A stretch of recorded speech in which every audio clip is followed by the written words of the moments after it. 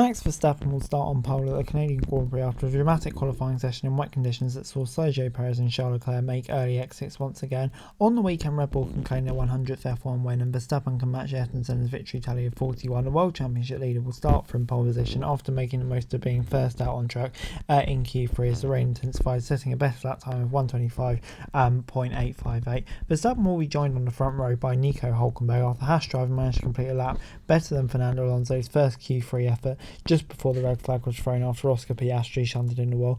And as the rain continued to fall during a 7-minute delay, no driver was able to improve their time in the final few minutes. In the wet, you just have to stay on top of these conditions, Verstappen said. It was super slippery out there in some places, but we just made all the right calls, the right time on the track to do that, and I'm very happy to be on pole here. I like driving in the wet. I come from Holland, so we're used to driving in the wet. Let's see, maybe if tomorrow's dry, then it'll be a bit different, but normally we do have a good race car. Alonso will have to settle for third on the grid with the red flag having come out after he's approving the final chicane on an improved lap. Lewis Hamilton will start fourth ahead of Mercedes teammate George Russell, with Alpine's Esteban Ocon and McLaren's Lando Norris lining up behind.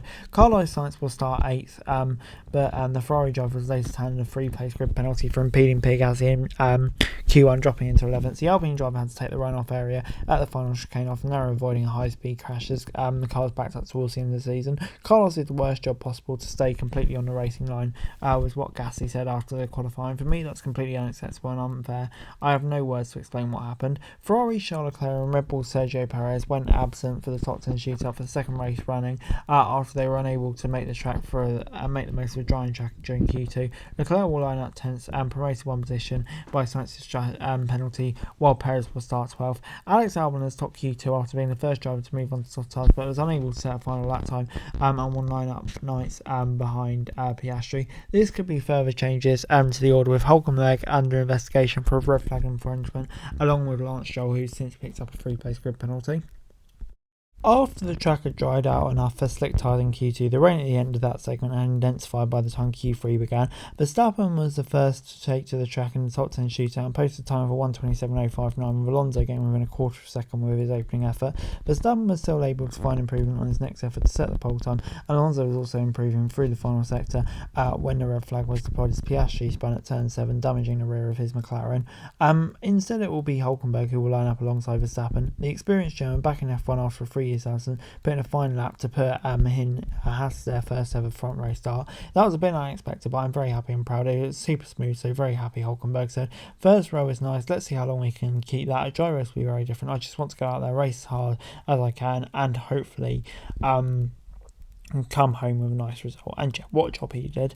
But on Thursday, Perez had said he couldn't afford any more bad weekends. Obviously, his title challenge fall away with poor weekends in Monaco and Barcelona, and he crashed out in Q1 at Monaco and exited in Q2 in Spain, but would make another early exit here in Canada after struggling in improving track conditions. The Mexican was among the last drivers to switch to slick tyres as a dry line formed, and so he did the rain return. Perez made a switch back to the Inters, but then locked up at the final chicane and was unable to finish and improve that, and by the time he could go again, the track was too wet to improve. Once we were on the slick tyre track position wasn't great. We were half a lap late, Perez said. We definitely could have been a lot higher in the top 3. Leclerc also fell early and vented his fury at his Ferrari team over the radio, claiming they had not got the tyres ready when they were needed. The weekend had been looking more promising for the Italian team after strong pace on Friday, and Leclerc being second fastest in a wet FP3. But the promise unravelled, with Leclerc fuming at Ferrari once more.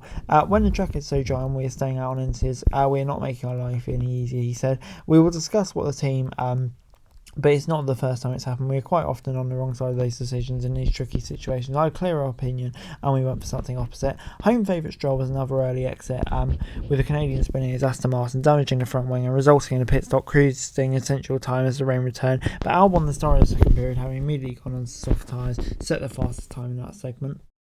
In the opening segment, Gasly was a big name to fall with and a victim of cars backing up at the final chicane. The Frenchman, who received 2 free-place penalties last time at Spain for impeding qualifying, had to take severe action to avoid going to the back of Carlos Sainz. Pierre would have been P6 and instead was out in Q1.